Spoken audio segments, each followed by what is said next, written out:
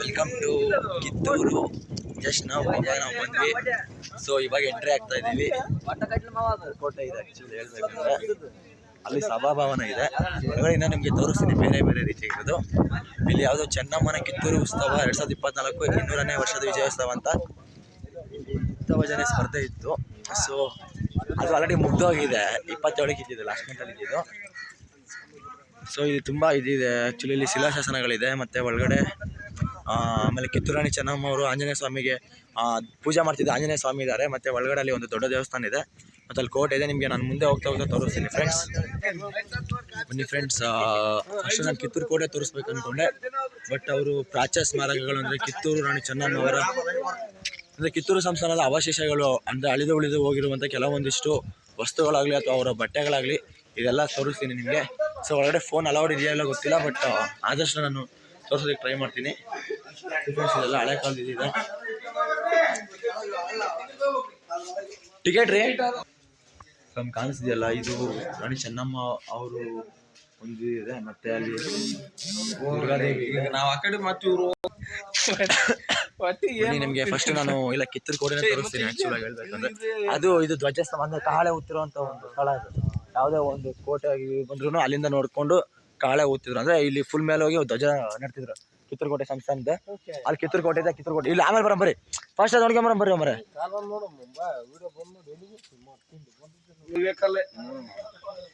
ಬನ್ನಿ. ಅದು ರೀಸೆಂಟ್ ಆಗಿ ನನಗೆ ನೋಡ್ಕೊಂಬರೋಣ ಹೋಗಿ. ಮೇಲೆ ಯಾವುದೋ ಆ್ಯಕ್ಚುಲಿ ಕೋಟೆ ಥರ ಇದೆ, ಬಂದು ನೋಡಿಕೊಂಡು.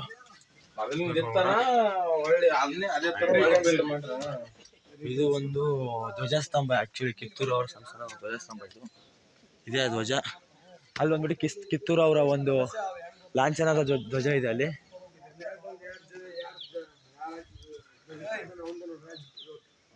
ಇಲ್ಲಿ ಕಿತ್ತೂರು ಸಂಸ್ಥಾನದ ಒಂದು ಧ್ವಜ ಇದೆ.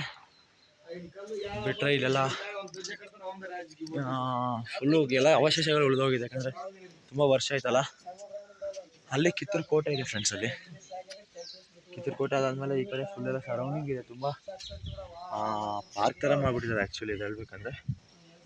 ಸೊ ನಾವು ಅಲ್ಲಿ ಒಂದು ಟೆಂಪಲ್ ಇದೆ, ನಾನು ನಿಮಗೆ ನೆಕ್ಸ್ಟ್ ಅಲ್ಲಿ ತೋರಿಸ್ಕೊಂಡು ಅಂದರೆ ಫಸ್ಟು ಕಿತ್ತೂರು ಕೋಟೆ ತೋರಿಸ್ಕೊಂಡು ಅದಾದಮೇಲೆ ಆ ಟೆಂಪಲ್ಗೆ ಹೋಗಿ, ಆ ಟೆಂಪಲಿಂದ ಅಥವಾ ಅಲ್ಲಿ ಅವಶೇಷಗಳಿಗೆ ಹೋಗಿ ಅಲ್ಲಿ ಸ್ವಲ್ಪ ಶಾಸನಗಳು ಮತ್ತು ಹಳೆ ಕಾಲದೊಂದು ಅವಶೇಷಗಳಿದೆ, ಅದನ್ನು ತೋರಿಸ್ಕೊಂಡು ನೆಕ್ಸ್ಟ್ ನಾನು ಸಂಗೊಳ್ಳಿಗೆ ಹೋಗ್ತೀನಿ ಫ್ರೆಂಡ್ಸ್. ಸಂಗೊಳ್ಳಿಯಲ್ಲಿ ರಾಯಣ್ಣ ಅವರ ಒಂದು ನೆನಪಿನ ವಸ್ತುಗಳಾಗಲಿ ಅದು ಏನೇನೋ ಸಮಥಿಂಗ್ಸ್ ಇದೆ, ನಾನು ಅದು ನಿಮಗೆ ತೋರಿಸ್ತೀನಿ. ಬನ್ನಿ ನೆಕ್ಸ್ಟ್ ಅಲ್ಲಿ ಕಿತ್ತೂರು ಕೋಟೆಗೆ ಹೋಗೋಣ. ಇದು ರಾಣಿ ಚೆನ್ನಮ್ಮ ಅವರು ಪೂಜೆ ಮಾಡ್ತಕ್ಕಂಥ ಒಂದು ದೇವಸ್ಥಾನ. ಅದು ನೆಕ್ಸ್ಟ್ ಟೈಮಲ್ಲಿ ನಾನು ನೆಕ್ಸ್ಟ್ ಪಾರ್ಟಲ್ಲಿ ತೋರಿಸ್ತೀನಿ. ಬನ್ನಿ ನಾವು ಫಸ್ಟು ಕೋಟೆಗೆ ಹೋಗ್ಬೋಣ. ಆ್ಯಂಡ್ ಫೈನಲಿ ನಾವು ಕಿತ್ತೂರು ಅರಮನೆ ಬಂದ್ವಿ. ಅಂದರೆ ಇದು ಕಿತ್ತೂರು ಅರಮನೆ. ಅಲ್ಲಿ ಶಕ ಅಂದರೆ ಸಾಮಾನ್ಯ ಶಕದಲ್ಲಿ 1660ರಿಂದ 1690ರವರೆಗೆ ರಾಜವಾಳಿದ ಅಲ್ಲಪ್ಪಗೌಡ ಸರ್ದೇಶಾಹಿ ಕಾಲದಲ್ಲಿ ಕಿತ್ತೂರಿನ ಅರಮನೆ ಹಾಗೂ ಕೋಟೆ ನಿರ್ಮಾಣಗೊಂಡವು.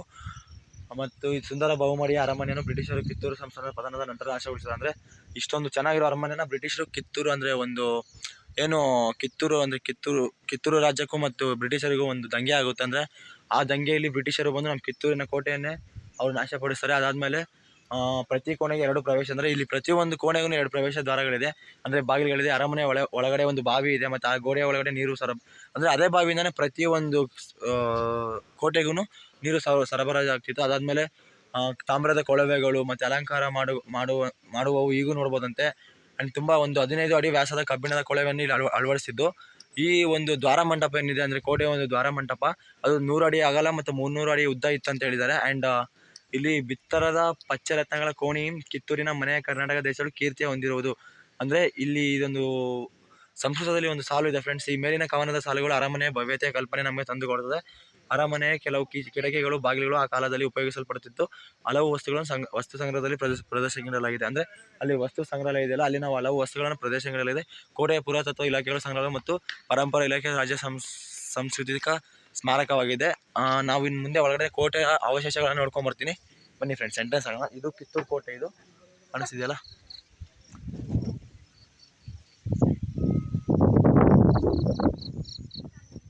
ಇಲ್ಲಿ ನಾವು ಎಂಟ್ರೆನ್ಸ್ ಬಂದರೆ ಮೊದಲನೇದಾಗಿ ನೋಡೋದು ಇದು ಒಂದು ಪಿರಂಗಿ ಸ್ತಂಭ. ಇದು ರೀಸೆಂಟಾಗಿ ಮಾಡಿದ್ದು, ಕಿತ್ತೂರು ಕಾಲ ಅಂದರೆ ಆ ಕಾಲದ್ದಲ್ಲ, ಇದು ರೀಸೆಂಟಾಗಿ ಮಾಡಿದ್ದು ಆ್ಯಕ್ಚುಲಿ. ಬನ್ನಿ ಒಳಗಡೆ ಹೋಗಿ ನೋಡ್ಕೊಂಬರೋಣ.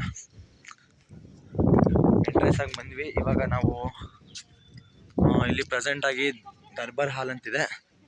ಇದು ದರ್ಬಾರ್ ಹಾಲ್ ಅಂದರೆ ಏನಪ್ಪ ಅಂತಂದರೆ ಇಲ್ಲೇ ದರ್ಬಾರ್ ನಡೀತಿದೆ. ಅಂದರೆ ಇಲ್ಲಿ ಒಂದು ರಾಜ್ಯ ಅಂದರೆ ಒಂದು ಕೋಟೆ ಸಂಸ್ಥಾನ ಅಂದರೆ ಒಬ್ಬ ರಾಜ್ಯ ಇಲ್ಲಿ ಇದೊಂದು ಸಭೆ ಸೇರಿತ್ತಂದರೆ ಇಲ್ಲಿ ರಾಜ್ಯ ಇರ್ತಿದ್ದ, ಇಲ್ಲಿ ಮುಂದೆ ಪ್ರಜೆಗಳೆಲ್ಲ ಇರ್ತಿತ್ತು. ಅದು ಎಂಟ್ರೆನ್ಸ್ ಬಾಗಿಲು ಅನ್ಕೋತೀನಿ, ಮೇಯ್ನಾಗಿ ಎಂಟ್ರೆನ್ಸ್ ಇರೋದು.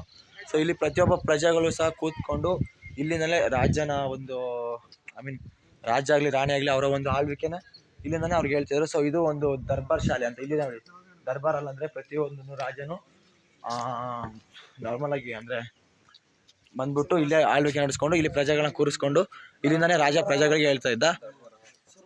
ಅದಾದ್ಮೇಲೆ ಇದೆಲ್ಲ ಕಂಬಗಳಿದೆಯಲ್ಲ, ಇದು ಕ್ರಾಂತಿವೀರ ಸಂಗೊಳ್ಳಿ ಮೂವಿ ಮಾಡ್ಬೇಕಾದ್ರೆ ನೆಟ್ಟಿರೋದು. ಇದೆಲ್ಲ ಇವಾಗ ರೀಸೆಂಟಾಗಿ ನೆಟ್ಟಿರೋದು. ಹಳೆ ಕಂಬ ಯಾವುದಿಲ್ಲ, ಇದು ಕ್ರಾಂತಿವೀರ ಸಂಗೊಳ್ಳಿ ಕಟ್ಟಿಗೆ ಇದು. ಆ್ಯಂಡ್ ಬಂದ್ಬಿಟ್ಟು ಈ ಕಡೆ ಬನ್ನಿ ನಾವು ಒಳಗಡೆ ಫಸ್ಟ್ ನೋಡ್ಕೊಂಬೋಣ. ಅದು ನಾರ್ಮಲ್ ಸಿಂಗಲ್ ರೂಮ್ ಅಂದರೆ ನಮ್ಮ ಕಡೆ ಹೆಂಗೆ ರೂಮ್ ಅನ್ಕೋತೀವಿ ಆ ಥರ ಒಂದು ವೇಸ್ಟೇಜ್ ಲೈಕ್ ಒಂದು ಬೆಡ್ರೂಮ್ ಥರ ಇದೆ. ಆ್ಯಂಡ್ ತದನಂತರ ಇದು ರೆಸ್ಟ್ ರೂಮ್ ಅಂತ ಹೇಳ್ತೀವಲ್ಲ, ಅಂದರೆ ನಮ್ಮ ಕಡೆ ವಿಶ್ರಾಂತಿ ಕೊಠಡಿ ಆ ಥರ. ಇಲ್ಲಿ ಪ್ರತಿಯೊಂದನ್ನು ಬರ್ದಿಕ್ಕಿದ್ದಾರೆ ರೆಸ್ಟ್ ರೂಮ್ ಅಂತೇಳಿ. ನೋಡಿ ತುಂಬ ಚೆನ್ನಾಗಿದೆ, ಯೂನಿಕಾಗಿ ಮಾಡಿದ್ರು ಅವಾಗಿನ ಥರ.